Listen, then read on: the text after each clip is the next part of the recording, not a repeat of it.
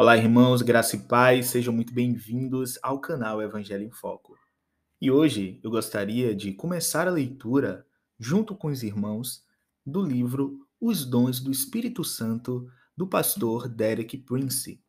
Esse livro, sem sombra de dúvida, traz uma grande clareza sobre os dons do Espírito Santo. E o desejo de compartilhar com os irmãos esse áudio é auxiliá-los através dos ensinos do nosso irmão Derek Prince. Mas antes de iniciar essa leitura, eu gostaria de pedir para cada irmão que não deixasse de se inscrever no canal, para que assim você ajude com que o trabalho do canal alcance mais pessoas. Amém? Então que Deus vos abençoe, irmãos, e que essa leitura possa auxiliar os irmãos nesse tema. Amém? Vamos iniciar a leitura. A natureza dos dons. Os dons do Espírito Santo, capítulo 1. O Novo Testamento descreve o cristianismo como um modo de vida sobrenatural. Para sermos membros funcionais do corpo de Cristo, assim como suas testemunhas eficazes no mundo, precisamos compreender os 9 dons sobrenaturais do Espírito Santo e o modo como operam nas nossas vidas. O apóstolo Paulo listou estes dons em 1 Coríntios, no capítulo 12, do versículo 4 ao 11, que diz: Há diversidade de dons, mas o Espírito é o mesmo. E há diversidade de ministérios, mas o Senhor é o mesmo. E há diversidades de operações, mas é o mesmo Deus que opera tudo em todos. A manifestação do Espírito é dada a cada um para o que for útil. A um, pelo Espírito, é dada a palavra de sabedoria. A outro, pelo mesmo Espírito, a palavra da ciência. A outro, pelo mesmo Espírito, fé. A outro, pelo mesmo Espírito, dons de curar. A outro, a operação de milagres. A outro, profecia. A outro, discernimento de espíritos. A outro, variedade de línguas. E a outro, interpretação de línguas. Mas um só e o mesmo Espírito opera todas essas coisas, distribuindo particularmente a cada um como quer. Todos esses dons são sobrenaturais. Nenhum deles poderia ser explicado por talento natural, educação ou habilidade. Uma palavra de sabedoria ou conhecimento não é o tipo de sabedoria ou conhecimento que vem por passarmos 15 anos na universidade e termos 3 formações. É a sabedoria ou a ciência que é dada pelo Espírito Santo. Cura não é o tipo de cura que é administrada pelo médico de uma clínica geral ou por um cirurgião. Apesar de respeitarmos a ciência médica e estarmos gratos por ela, trata-se então de cura sobrenatural. Os 9 dons do Espírito. Vejamos uma tradução mais literal de alguns dos dons do Espírito, apresentados na passagem anterior, para nos prepararmos para explorar cada um em detalhe nos próximos capítulos.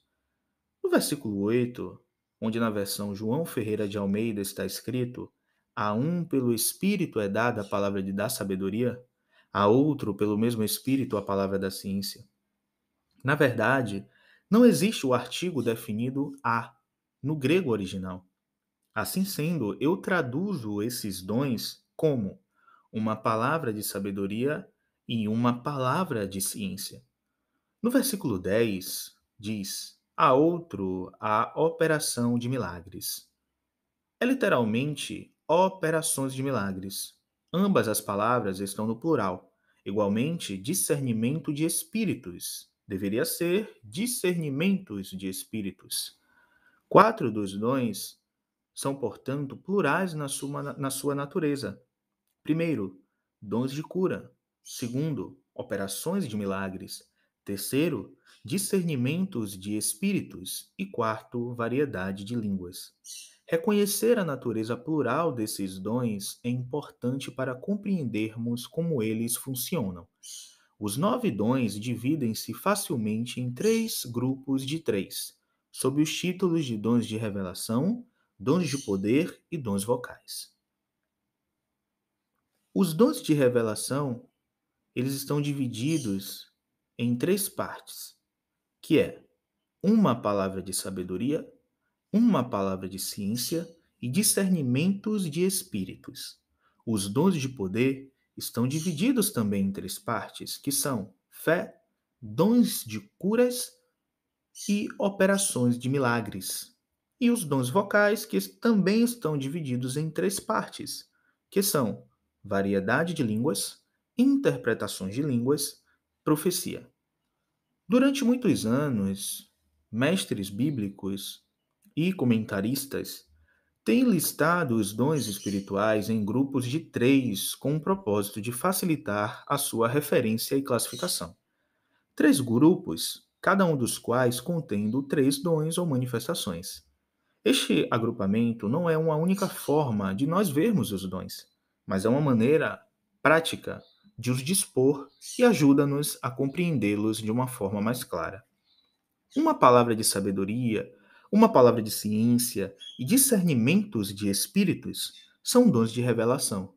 Eles transmitem revelação que não poderíamos receber de outra maneira. Fé, dons de curas e operações de milagres são dons de poder. São práticos e mostram resultados práticos. Também poderiam ser chamados dons dramáticos. Estes dons, estes são os dons que realmente prendem a atenção das pessoas. Variedade de línguas, interpretação de línguas e profecia são dons vocais, porque eles necessariamente operam através das cordas vocais humanas. Dons ministeriais e dons espirituais. Para evitar uma potencial confusão, é importante considerar a relação e as diferenças entre os dons ministeriais, que são encontrados em Efésios, no capítulo 4, versículo 11, e estes 9 dons do Espírito Santo. O contexto para os dons mencionados em Efésios, no capítulo 4, versículo 11, é o Cristo ressurreto, pois lemos no versículo 8 e 10 o seguinte: por isso, diz, subindo ao alto, levou cativo ao cativeiro e deu dons aos homens.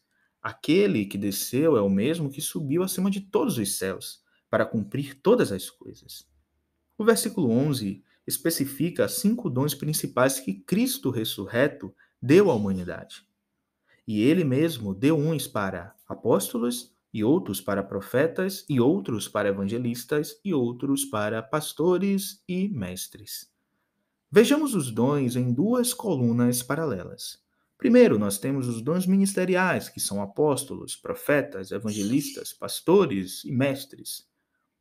E também temos os dons do Espírito Santo, que é uma palavra de sabedoria, uma palavra de ciência, fé, dons de curas, operações de milagres, profecia, discernimentos de espíritos, variedade de língua e interpretação de língua.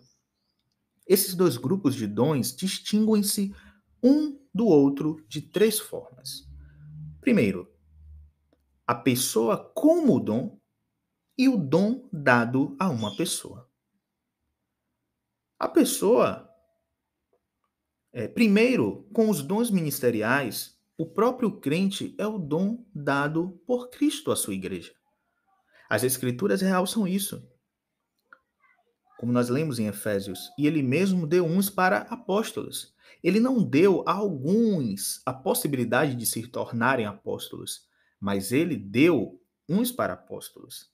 Apóstolos, profetas e evangelistas, pastores e mestres são os dons ministeriais de Jesus para a sua igreja, porque a igreja nunca poderá ser o que Jesus pretende sem essas funções. Por exemplo, o apóstolo Paulo foi o dom, ou a dádiva, o presente de Jesus para os crentes gentios. Em contraste com os dons espirituais, o dom ministerial é dado à pessoa que passa, o dom, né, do Espírito é dado à pessoa que passa a ser capaz de o ministrar a outros. Então, Paulo vai descrever isso lá em 1 Coríntios 12, 8, dizendo: a um pelo Espírito é dada a palavra de sabedoria, a outro pelo mesmo Espírito a palavra de ciência, e assim sucessivamente. Então, com os dons ministeriais, que são esses dons né, apóstolos, mestres, profetas, a pessoa é o dom. E com os dons espirituais, que são os dons que nós lemos, né? Palavra de sabedoria, profecia, interpretação de língua.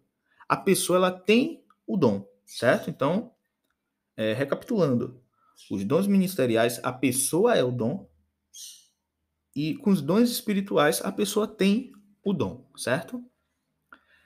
Segundo, o dom como trabalho de uma vida e o dom como breve manifestação. Com o dom ministerial, cada aspecto do todo ministério perfaz o dom. É como um atleta que corre a milha mais depressa que todos os outros.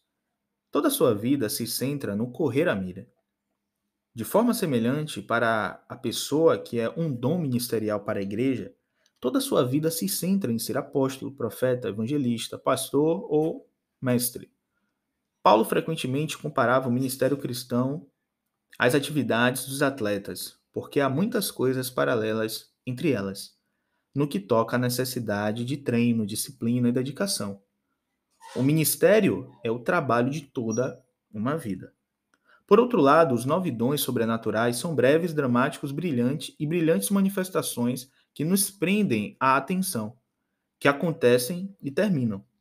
Por exemplo, uma pronunciação profética pode durar segundos ou minutos e está completa. Não é algo que dure para sempre. Uma palavra de sabedoria ocorre em poucos segundos. Um homem subitamente recebe uma revelação que o dirige a fazer algo que ele não poderia saber fazer por compreensão natural.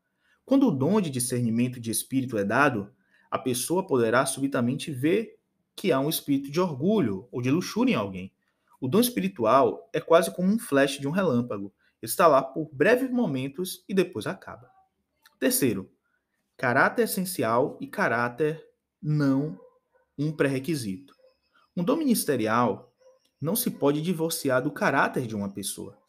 Tem de ser assim por causa da própria natureza dos dons ministeriais. Lembrando, reafirmando, os dons ministeriais são os dons de apóstolos, mestres, profetas, evangelistas, pastores. Isso é dom ministerial, tá bom? É bom vocês entenderem isso, fazer essa diferença de dons ministeriais dos dons do Espírito Santo, tá bom? Então vamos continuar a leitura. É essencial, né? Por causa da natureza dos dons ministeriais, é essencial ao seu bom funcionamento. Por outro lado, com os dons espirituais, o caráter não está necessariamente envolvido. Pode parecer que isso tenha que acontecer, mas nem sempre é assim. É importante para nós compreendermos isso ou corremos o risco de termos amargas desilusões. Por vezes, a fé das pessoas fica afetada quando conhece alguém cujo caráter não parece corresponder ao dom que ela está exercendo. Então, aqui o que é que o Derek Prince está falando? Ele está falando que algumas pessoas podem ter os dons do Espírito. Pode orar em língua, pode orar por cura, né? Pode operar maravilhas, né? E prodígios, mas essa pessoa não tem o caráter. E é exatamente isso que ele está distinguindo, a diferença do dom ministerial para os dons do Espírito Santo. Nem sempre as pessoas que têm determinados dons vão ter um caráter adequado para aquilo que ela exerce. Então é bom distinguir isso. E outra coisa que eu complemento aqui, quando nós lemos lá em Mateus, que lembra que Jesus disse, né, que muitos diriam, Senhor, Senhor, eu curei em seu nome, expulsei demônios, mas Jesus disse, apartai-vos de mim porque não vos aprovo. Ou seja, eles tinham os dons, eles curavam, oravam pelo enfermo, expulsavam demônio, mas eles não tinham um caráter adequado de servo. Então isso é muito sério, porque nós não podemos colocar expectativa. Às vezes a gente pode se frustrar porque aquele homem cura e não sei o quê, mas ele está fazendo aquilo de errado. Porque não necessariamente ter o dom significa que a pessoa tem um caráter. E isso é muito diferente quando quando a pessoa é um homem dom dado à igreja, que é um caráter ministerial, ou seja, é um caráter essencial, aquela pessoa carrega aquele caráter por ser um homem dom. OK? Vamos dar continuidade à nossa leitura. Por exemplo, se uma pessoa é preguiçosa e irresponsável antes de receber um dom espiritual, é muito provável que ela continue a ser preguiçosa e irresponsável depois de ter recebido o dom. Ela pode levantar-se e profetizar como um anjo e, no entanto, deixar a pessoa que ele marcou esperando né, lhe esperando ali naquele lugar. Não obstante, Paulo, ao escrever em Efésios 4:11, ele diz: E ele mesmo, Cristo, deu uns para profetas. Ele também, em 1 Coríntios 14:31, diz: Pois todos podereis profetizar, um depois dos outros, para que todos aprendam e todos sejam consolados. Todos os crentes poderão exercer o dom espiritual da profecia. Contudo, Deus nunca diz que todos nós seremos profetas. Profetizar em si mesmo não nos dá o ministério de um profeta, nem o caráter que necessariamente corresponde a um dom ministerial. No entanto, se receber um dom sobrenatural, a sua responsabilidade ela aumenta. E uma pessoa responsável terá uma conduta tal que o dom andará de mãos dadas com tudo que ela faça. O que nós vemos é que nem todos os que recebem um dom assumem essa responsabilidade ou são suficientemente maduros. Para nos ajudar a compreender melhor este conceito, os dons do Espírito Santo são como presentes debaixo da árvore de Natal. Não demora muito tempo para colocarmos um presente debaixo da árvore de Natal ou para abrirmos o presente. Estes são atos momentâneos. Certa vez, abri um presente de Natal e descobri que eu tinha recebido um polidor de sapatos elétricos. Mas isso não me tornou uma pessoa diferente do que eu era antes. Não alterou nenhuma parte do meu caráter. Por favor, não me interprete mal. Não é o meu propósito depreciar os dons. O meu propósito é unicamente apontar as diferenças entre as várias maneiras através das quais a graça de Deus e o Espírito Santo operam assim como seus parâmetros. Se pensarmos que o mero exercício de um dom espiritual nos torna pessoas espirituais, devemos lembrar-nos da jumenta de Balaão. Isso irá fazer com que nós possamos refletir sobre isso. Deus fez um burro falar com o profeta, porque o profeta não dava ouvidos a Deus. A lição pode ser sumariada da seguinte forma: se você fosse um jumento antes de profetizar, sabe o que você seria depois disso? Exatamente, você continuaria sendo um jumento. Os dons espirituais, por si só, eles não mudam a natureza ou o caráter. Deus pode usar um jumento como último recurso. Novamente digo que isso não deprecia os dons, mas temos de compreender que eles são dádivas, são presentes. Os dons e os frutos e o fruto do Espírito. Outra forma de olharmos para os dons e caráter é percebermos que os dons espirituais são uma coisa e o fruto do Espírito é outra. Já vimos que existem 9 dons do Espírito, e Gálatas 5, do versículo 22 ao 23, revela que também existem 9 características do fruto do Espírito, dizendo: Mas o fruto do Espírito é amor, gozo, paz, longanimidade, benignidade, bondade, fidelidade, mansidão e domínio próprio. Muitos cristãos passam, de certa forma, ao lado do que Deus tem reservado para eles, por não fazer uma distinção básica e lógica entre os dons e o fruto do Espírito. Eu referi anteriormente que os dons são como presentes debaixo da árvore de Natal. Também podemos afirmar que a diferença entre os dons e o fruto é semelhante à diferença entre os ornamentos na árvore de Natal e os frutos de uma árvore frutífera. Colocar um ornamento numa árvore de Natal demora apenas uns breves instantes e o ornamento não faz parte da árvore. Contudo, não podemos colocar uma maçã numa macieira. Ela aparece por um processo de cultivo, crescimento e maturação. Você sabe que vai demorar algum tempo para que aquela macieira produza maçãs que valham a pena comer.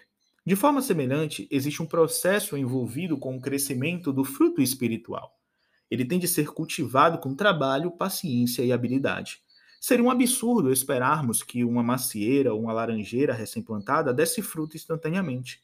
E o apóstolo Paulo, ele escreveu em Timóteo, 2 Timóteo, capítulo 2, versículo 6, o seguinte: O lavrador que trabalha deve ser o primeiro a gozar dos frutos. Os frutos não aparecem sem trabalho. Penso que este é um fato a que nós muitas vezes damos pouca importância. Falamos do surgimento espontâneo dos frutos sem trabalho. Os frutos conseguem crescer sozinhos, mas nos atuais mercados você não conseguiria vender nenhum tipo de fruto que fosse simplesmente deixado a crescer por si só. Todos os frutos requerem um cultivo cuidadoso e, por vezes, intensivo, que envolve tempo e dedicação. Igualmente, alguém que não cultive o fruto espiritual não o levará à perfeição. Também devemos compreender que um dom do Espírito não será tão eficaz como deveria, a menos que o fruto do Espírito seja cultivado com ele. E o exercício do dom poderá produzir uma mudança no caráter, apesar de tal não acontecer quando se recebe o dom.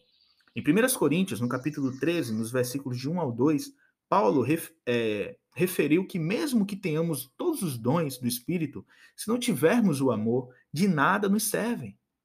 Não tem qualquer valor para a pessoa. As suas declarações são muito interessantes, porque os dons ainda poderão ter valor para outras pessoas. Se eu possuir o dom de cura e o exercitar sem o amor, isso não me traz qualquer proveito, mas poderá trazer proveito à pessoa que é curada. Oral Roberts relatou um incidente acerca desse aspecto que eu jamais me esqueci. Uma mulher o incomodava após uma reunião. Ela excedia os seus limites e corria atrás dele. E ele disse: a reunião já acabou. Eu não posso orar por pessoas no privado. Ela nunca o deixou, ela ficou insistindo ali de tal forma que, eventualmente, no rasgo de impaciência, ele estendeu a sua mão, tocou-lhe e ela ficou curada. Apesar do sucedido, ele disse: eu não recebi qualquer bênção disso. Isso não me trouxe qualquer proveito. A pessoa que exercia o dom não foi, não recebeu benefício daquele dom porque ele não foi exercitado em amor. Eu já tive algumas experiências semelhantes e fiquei surpreendido com os resultados, considerando a forma como eu me sentia. Porém, Deus ele é maior do que nós. Algumas pessoas dizem que não necessitam de dons porque já possuem um fruto espiritual. A experiência tem me ensinado a questionar até que ponto essas pessoas realmente terão fruto. Suponha que alguém diz: eu tenho amor, não preciso de dons. E isso é contrário ao que está nas Escrituras, porque a Bíblia diz em 1 Coríntios 14:1: segui o amor e procurai com zelo os dons espirituais. Uma das evidências de que seguimos ou desejamos o amor é que procuramos os dons espirituais. Na verdade, os dons espirituais são as ferramentas através das quais o amor trabalha. Os dons são os meios pelos quais o amor se torna eficiente. O amor sem dons fica gravemente frustrado e impotente. Estou certo de que o amor nunca levará um crente a recusar os dons de Deus. A minha resposta a tal pessoa seria: o que vai fazer com todo esse amor? Como vai ajudar a humanidade? Você precisa dos dons para essa tarefa.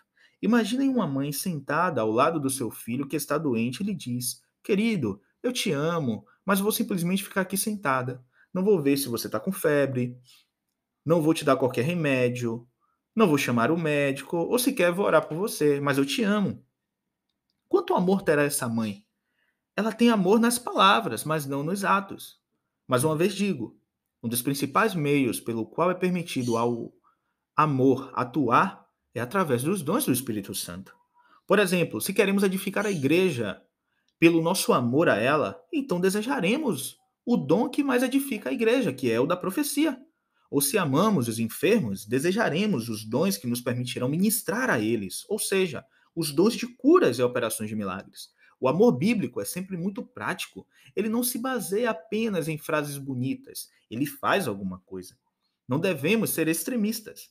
Precisamos tanto dos dons como do amor. Precisamos tanto dos dons como do fruto. Precisamos tanto dos dons espirituais como dos dons ministeriais. Nenhum destes é substituto para qualquer um dos outros. Precisamos de todos eles. Todos os crentes têm dons espirituais. Ao continuarmos a explorar a natureza dos dons espirituais, gostaria de abordar certas perspectivas que as pessoas têm acerca dos dons espirituais que são confusas e não bíblicas. A primeira é que algumas pessoas acreditam que é errado dizer que os crentes têm dons espirituais porque isso indica orgulho. No entanto, uma pessoa não tem nada em que se orgulhar quando recebe um dom. Em primeiro lugar, como já vimos, o dom não torna a pessoa diferente do que ela era antes de o ter recebido. Em segundo lugar, essa pessoa não tem nada que a torne diferente de todas as outras, exceto o dom. E isso não é algo que tenha vindo dela própria, ou que ela tenha obtido pelos seus próprios méritos. Uma pessoa ela pode ter um dom e estar grata por aquele dom sem sentir orgulho. A segunda é que algumas pessoas não acreditam que os crentes devam dizer, por exemplo, eu tenho o dom de curas. As pessoas pensam que se alguém é curado, que é a pessoa curada quem recebeu o dom. Ou se é manifestado o dom de profecia, elas pensam que é a pessoa que obtém o dom. Essa perspectiva pode ter um efeito muito confuso nas pessoas e que quero deixar claro que este ponto de vista não é bíblico. Se Deus dá um dom a si ou a mim, nós temos a obrigação de confessar que ele nos deu. Eu conheço homens que, obviamente, têm um dom divino de curas, mas que, de forma a evitar controvérsias ou críticas, eles não confessam. E sempre dizem: eu nunca afirmei ter um dom de curas. É Deus que cura. É verdade que Deus cura, mas ele usa instrumentos humanos para efetuar essa cura. Vejamos alguns lugares do Novo Testamento que declaram categoricamente que os crentes possuem dons. A primeira carta aos Coríntios, no capítulo 12, no versículo 7, diz o seguinte: a manifestação do Espírito é dada a cada um para o que for útil.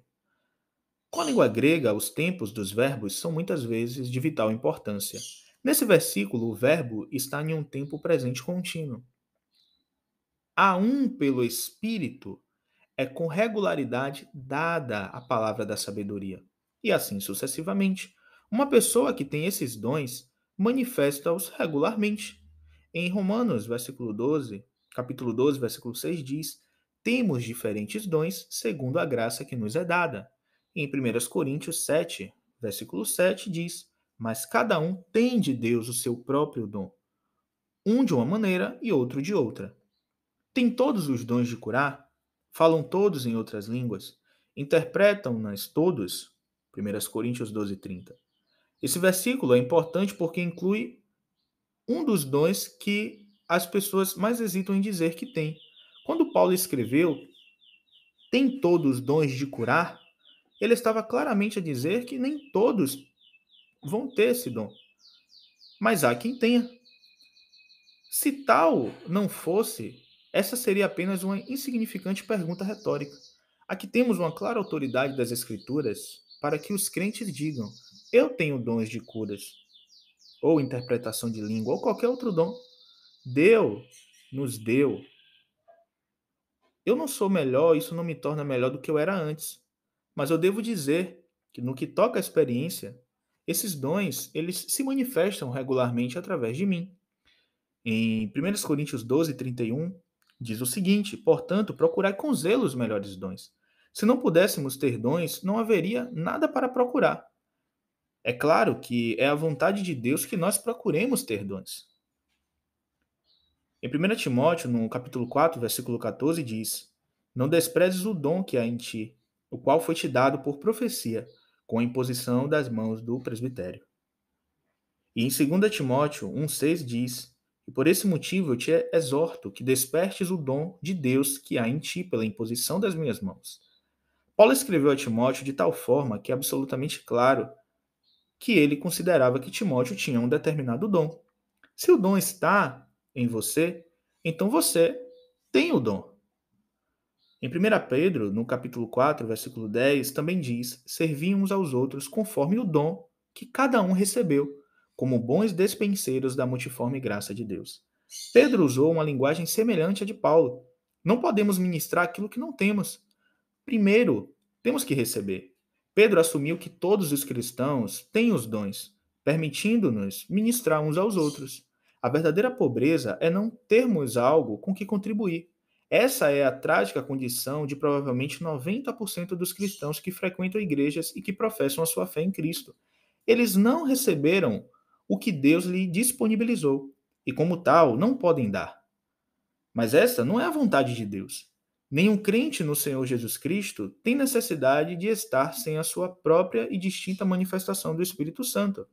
Olha o que diz 1 Coríntios, capítulo 12, versículos 7 ao 11.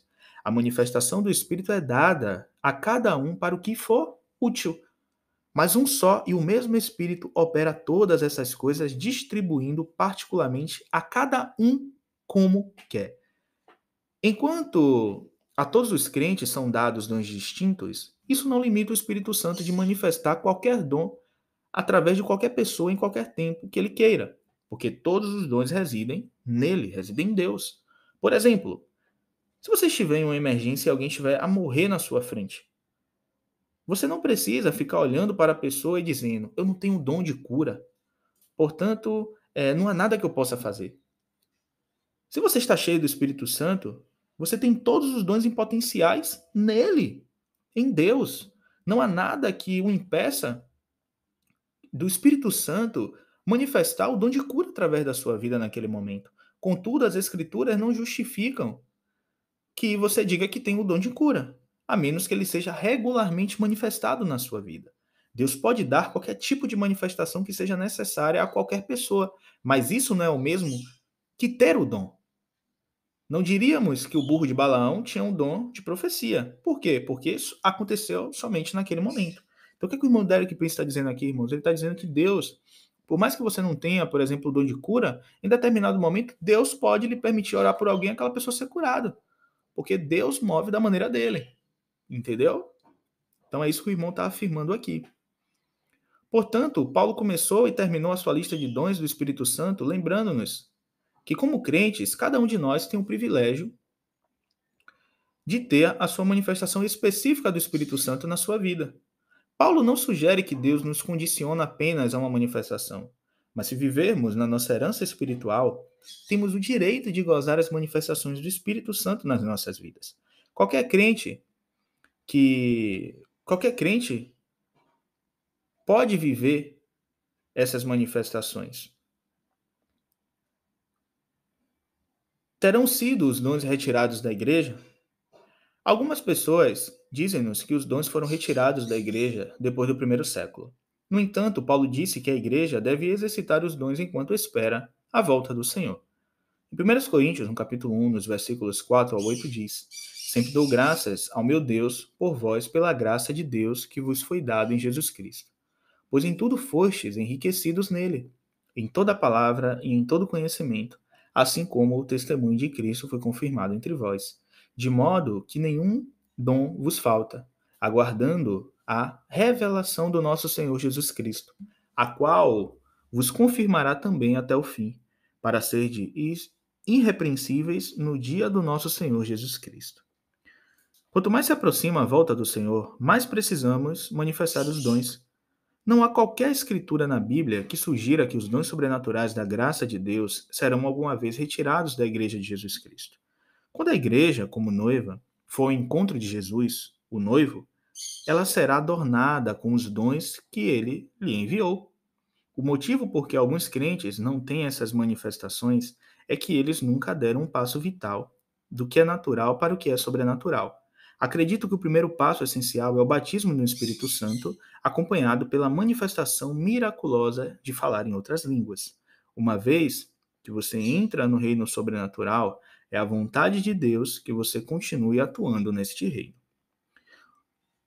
Os dons espirituais não são algo remoto de uma era passada, nem tampouco estão reservados somente para alguns gigantes espirituais ou pregadores ou missionários em terras estrangeiras. O Novo Testamento revela os dons como parte do equipamento espiritual da vida cristã, para crentes de todos os tempos até a volta de Cristo. O propósito final dos dons espirituais. Vamos encerrar esse capítulo falando do propósito dos dons do ponto de vista de Deus. Frequentemente cometemos o erro de vermos os seus propósitos e provisão somente da perspectiva do que eles farão por nós. Por exemplo, se ouvimos uma pessoa falar do batismo do Espírito Santo, aquela pessoa conta que se sentiu maravilhosamente bem depois do batismo. Porém, ela não se sentirá sempre dessa forma, ela não se sentirá bem o tempo todo. Ela pode até em alguns momentos se sentir pior, porque ela acabou de se tornar mais consciente dos problemas e das necessidades e das forças espirituais, e era algo que ela não percebia no passado. Outros podem dizer que, ao receber o batismo do Espírito Santo, eles foram ajudados tremendamente no estudo da Bíblia. Isso é uma verdade. E outros podem dizer que passaram a ter poder para testemunhar. Essa também é um maravilhoso resultado do batismo. Contudo, com todas essas razões para se receber o batismo no Espírito Santo, estão direcionadas para o nosso próprio proveito. está sempre centrado em nós. O grande motivo para termos o batismo no Espírito Santo, na verdade, é o que isso fará para o corpo de Cristo, para a edificação da igreja. Em 1 Coríntios, no capítulo 12, versículo 13, diz: Pois todos nós fomos batizados em um só Espírito. Por quê? Para nos tornarmos membros eficazes do corpo de Cristo. E isso glorificará a Deus. O Catecismo de Westminster inclui esta declaração. Qual é o objetivo final do homem? É glorificar a Deus e gozar da sua presença para sempre. Poucos de nós compreendemos o fato de que o fim supremo da vida é glorificar a Deus. Alguém me disse: se não existisse para a glória de Deus, nós não temos o direito de existir. E isso é uma verdade.